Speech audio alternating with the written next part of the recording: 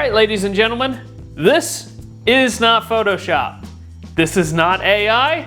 This is a real engine that we just started here on the Niblack57 YouTube channel. Last episode, we started a project that I am now calling the Hot V LT. Now, if you guys know me well, you know I'm a big sound guy. The engine has to have the right exhaust note for me to get really excited.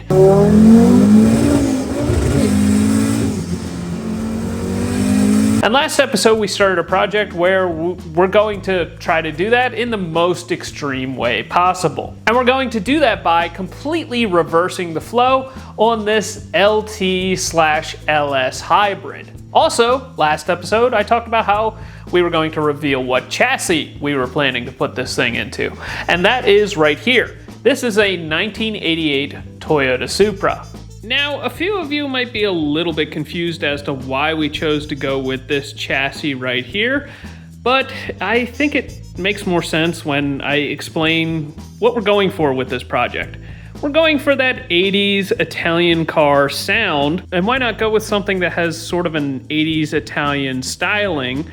And once we paint this thing, I think it'll be a little more clear as to the whole vision of this project. But in essence, this is probably the cheapest way that we were going to get to that 80s Italian flavor that I was looking for this project. Now, a comment that I get on this channel is to the effect of, the reason that we like watching your content so much is you don't do plain Jane LS swaps. And yes, we are doing an LS swap into this thing, but you guys know me, we had to spice it up a little bit. In last episode, we talked about why we are doing this project. But in summary, the reason that we are flowing the engine backwards is to optimize for sound. I have always wanted to do an 8-into-1 collector here on the channel just because of the way that they sound. The problem is, it's hard to find a 8-into-1 collector that really makes the exhaust note that I want. And you pretty much have to engineer the entire car around this set of exhaust. And if you listen to a lot of people, they complain about how hard it is to work on. So I came up with the idea of, let's take the whole concept and flip it on its head. Instead of having the exhaust out here on the sides and routing the exhaust all over the engine bay and really not being able to optimize the primary lengths that go into this collector, why don't we just make it so that the exhaust ports are in the center? And that is how this project was born. Today we're going to show you how we made these intake and exhaust manifolds and take you through step by step on the decision making that led up to this thing right here. So without further ado, let's get into it. So the very first thing that we had to do on this project was LS swap it. Now, we've done quite a few LS swaps in the past, but the engine bay on this thing is a little bit limiting. There is flat out not enough room in this engine bay. It was very much designed for an inline six, so we had to do a little bit of modification here on the firewall, and I also had to do quite a bit of modification to the transmission tunnel. I'll be honest, this is not a very accommodating chassis, but we made it work. Now for the engine mounts, we made up these guys right here. Basically, they come off the LS mounting plate here, and then they integrate into the factory engine mounts on the factory K-member. We're gonna put our alternator right in this location, and that's good because we no longer have the cylinder head provisions for the mounting of the alternator up here. We're also using an LS1 water pump. Now the goal was to get this engine as far back as possible within reason because we need to make room in the front of this thing for an intercooler and a radiator, of course. Now for the transmission, we decided to go with a GM Powerglide. The reason for that is because they're cheap and plentiful. We decided to just go with that for now, and maybe down the road we'll put something more interesting behind it, but for now, we're gonna stick with that. So next, let's hop into building the exhaust manifold for this radical project. All right, there's a couple ways that I could have handled the flanges for this build. To handle the exhaust side, I decided to design sort of an adapter plate that went from the LT intake flange to an LS style exhaust flange. Given that the bolts on the intake flange are kind of at an angle and machining stainless steel is kind of expensive, I figured a billet adapter plate that went to a readily available flange was the best way to solve this problem. It also ties into the direct injection mounting bosses in order to give the adapter plate as much of a purchase into the cylinder head as we can. And while I was at it, I also designed a aluminum intake flange for the other side of the cylinder head. From here, it was time to get to work on actually designing the exhaust manifold, so let's get to work. All right, ladies and gentlemen, let's show you what we plan to do for the header. Now, you can see I've gotten a little bit excited and I've already started to build this thing and I've gotten pretty far with it, but I guess let's start from the beginning. This right here, this is an 8-into-1 collector from CX Racing. And I bought this because it's kind of the most affordable 8-into-1 collector on the market. And, you know, obviously I have a budget and, you know, that fit my budget. The other 8-into-1 collectors that are on the market are like double to triple the price. So that's why I chose to go with that. Also, I got a bunch of this, I believe it's Schedule 40 pipe from CX Racing as well. The reason I chose to go with this is because it matched the collector here. Now, why did we put the collector here? One, I'm going for a particular look with this thing. I am trying to make it so that it sort of shows off the 8-into-1 collector and really highlights that, yeah, the exhaust is coming out of the center of the engine. But it also allows us to run a factory water pump. That was my goal, was to keep a factory LS1 water pump on this thing. It just barely clears the collector. I was trying to keep the collector underneath of the hood, but that will not be possible. There's just too much height here, and we're gonna have to put a small bump in the hood in order to house the collector. Not a huge deal, but next let's talk about how we are routing the primaries. So you'll notice that the two back primaries come in on the bottom of the collector, and you'll notice that I've numbered the tubes coming into the collector. The goal with this is to make this a rotationally timed collector, meaning that the pulses coming into this, going around the center, are sequenced with the firing order of the engine. So we have 1 here, we have 8 here, we have 7 here, we have 2 here, this will be 6, this will be 5, this will be 4, and this will be 3. That is the firing order on a LS, so that is why we are doing that. What will happen here is that as these pulses make their way into the collector, they'll start to make sort of a vortex coming out of the pipe right here. And it's known to improve exhaust scavenging, and it also makes it sound cooler. My goal with this whole project is to go for the sound, and that's kind of the main thing that we're after with this. So if I can spend a little extra time of routing the tubes to the appropriate locations here, you know, I'm going to take advantage of that. Now, from the collector, we will have a reducer on the end of this to go to probably a 3-inch pipe.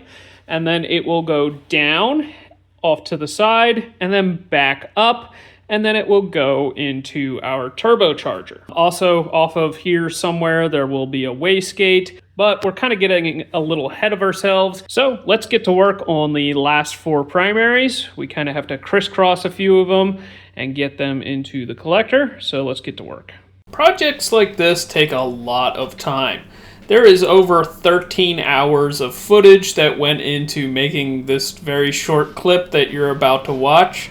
But the main strategy is to kind of line the pipes up and kind of imagine where they're going to go and keep cutting and trimming and fitting until the pipe goes where you want it to go. Now, a lot of people like to 3D scan their engine bay and lay this all out in CAD and get everything perfectly lined up, and then trim all of their bends and like have everything perfect and, you know, that kind of thing. But that's just not the way that I work. Personally, I find it much more satisfying and frankly just easier to just do it. There is certainly merit to laying the thing out on the computer, and for some people, I'm sure that works really, really well. But it would probably take me much longer to just figure out how to lay out one pipe on the computer than it would just to build the entire manifold. So that's what I did.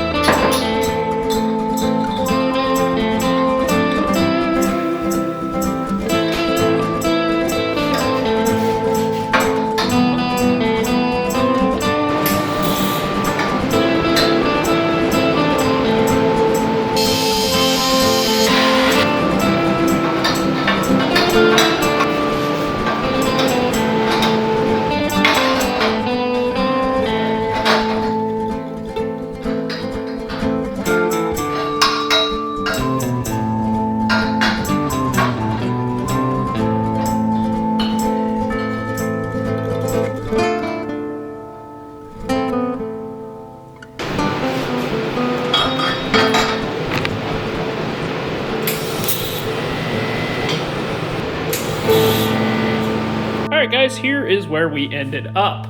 As you can see, we have all of the pipes routed except for one. But I'm thinking about actually cutting one of these and redoing it. And the reason for that is you can see that all of the primaries are sort of tucked into a similar plane.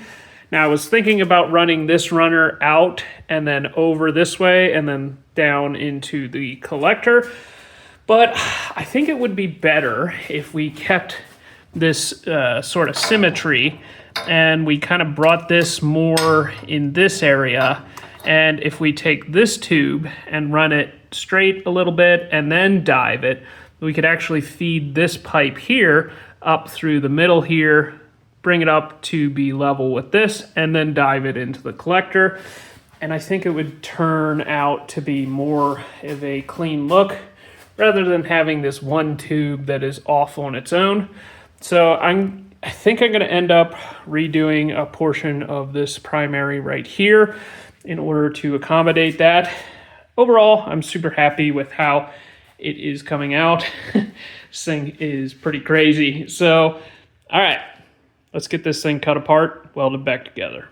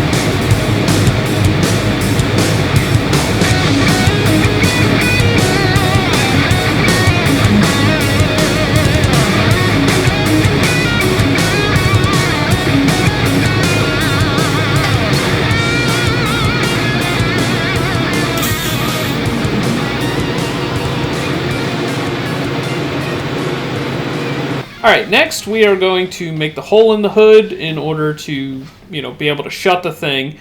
I was fully expecting to have hood clearance issues with the top of the intakes, and therefore I wanted to be able to get the thing shut. So we had to make clearance for the pipes. I'm not sure if this is going to be the final solution or if we're going to put some sort of hood scoop on this thing, but for now I figured we'd make a nice hole that matched the pipes. Now that we had the exhaust manifold most of the way done, it was time to start on our first intake manifold, starting with the intake plenum. We're going to use a piece of 3.5-inch aluminum pipe to make our plenums, and first we needed to drill some holes in the pipe for each of the runners.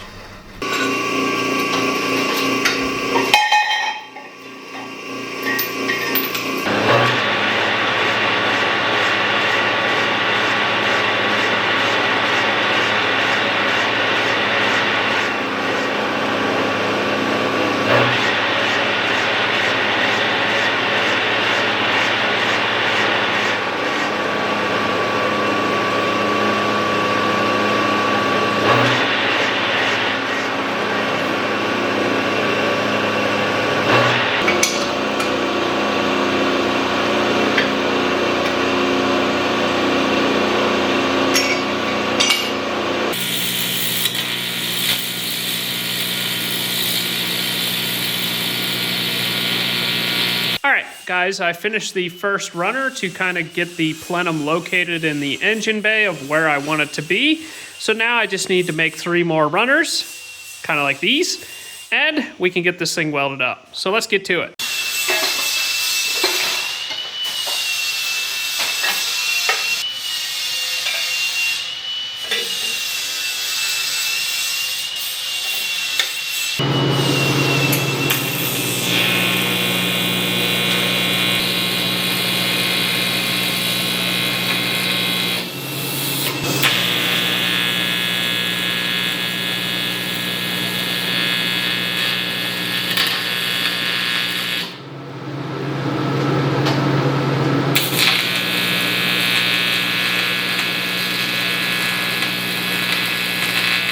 Now for this project, we're going to need an LS, and what better LS than one we had laying around. So let me tell you about this thing. Now this LS is the one that we're going to use for this project. This is a LH6 or a aluminum 5.3, and this engine actually has a pretty storied past.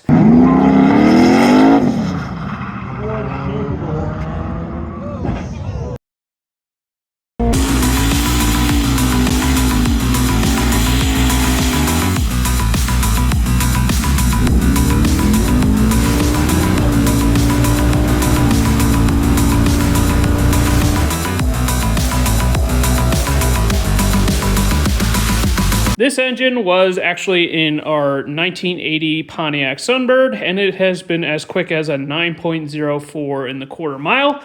The last time that it ran, it actually fire slotted the cylinder head. You can see how much damage it did there to the cylinder head. It just kind of blew a hole out the side of the thing. And it did do a little bit of damage to the block, but the sealing surface for the combustion is in this area, and the damage is way out here. The sleeve looks fine. It doesn't look cracked or anything dumb like that. So I think I'm going to just dab a little bit of JB Weld on here, and we're going to send it. We're going to change the valve springs out on this Generation 5 LT cylinder head to the ones that we were running on our 5.3. They are a set of PAC 1218 springs, but while you're doing your springs, you're definitely going to want to pull the intake valves out because they have a tendency to get covered in crud. This is one of the side effects of running direct injection. There's no fuel spraying on the backside of the intake valve, and it gets all kinds of crap built up on it. In fact, part of the factory service plan for these engines is to do what is called a walnut blast, where they spray walnut shells over the back of your intake valves. Walnut shells do not damage the insides of the engine when it is run through the cylinders, and it cleans up all this gunk on the backside of the intake valve. This is actually not that bad. I've seen a lot worse on the engine that I put in my Studebaker. So we're going to get this cleaned up and thrown back into the cylinder head and keep moving on. All right, I'm about to put the cylinder heads on the engine, and I just wanted to talk through something that we don't normally do on LS engines, and that is use a composite head gasket. Normally our power goals are enough that we would like to have an MLS, and we kind of exceed the limitations of a composite head gasket. But we've had these head gaskets laying around for probably 10 years, and I finally found a build that we could use them for. Also, the composite head gasket might have an easier time sealing up against this damaged portion of the block. So that's what we're going to go with. So let's get this thing installed.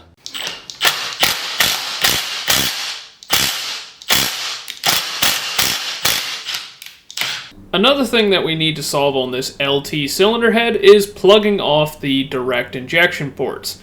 Now, we're doing this in a little bit of an unconventional way. We're actually installing some pipe plugs in order to block off the ports. Now, there's a couple companies that sell essentially injector blanks that basically insert into the cylinder head and block off the hole, but I'm trying to keep the expense down on this one, so I opted to just drill and tap the cylinder head and install some plugs. The other thing that we need to do to the cylinder head is we need to re-drill the dowel locations. I started with a step bit. You're not going to see that in this footage, but then I made the drill a little bit deeper, and then I ran a reamer through it in order to get it to the 16 millimeter diameter that it needed to be.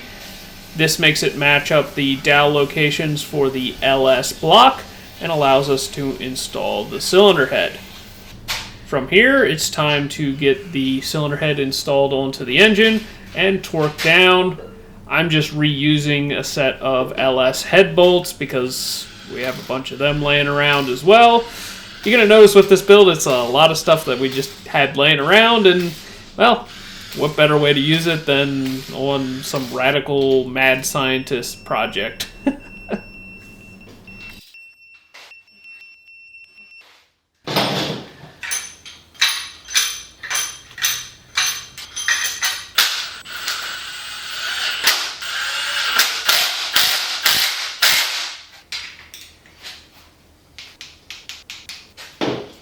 Alright, now that we have one of the intake manifolds and the exhaust manifold mostly wrapped up, I wanted to talk through how this is going to work. So, we are going to be running a single turbo on this thing. This pipe will come out here, and it will go down and then up into the single turbo. It will be over in this location. And then the goal is to have this thing discharge into a twin turbo intercooler. Now, I just said that we're running a single turbo on this thing, but this is actually going to give us an opportunity to do something kind of cool. On a twin turbo setup with this intercooler, you have a turbo on this side and a turbo on this side.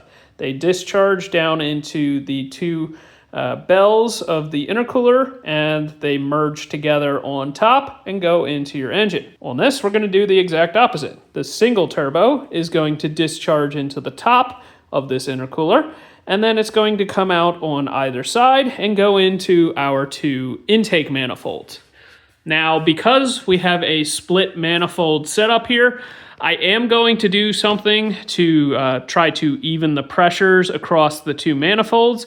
My plan is to put a tube here on the back with a silicone coupler that goes over to the other manifold just to make sure that the pressures are even between the 2. This may also be the location that I put my map sensor as well, but overall super happy with how this is coming out, and I thought this was kind of a clever way to do the cold piping on this car. All right, that is where we are going to end off today's video. That was a lot of work, and we're still not even close to being done. We've made substantial progress on this engine and manifold configuration, but we still have a little ways to go. However, in next episode, my goal is to have this thing running. And I know that I'm right there with you guys in that I cannot wait to hear how this thing sounds. Unfortunately, we're all gonna have to wait until we get this thing fired up to find out. So make sure that you stay tuned for future updates on this project. Make sure you like, comment, and subscribe. Hit the hype button. Go buy a t-shirt. Links in the description. And we will see you in the next one.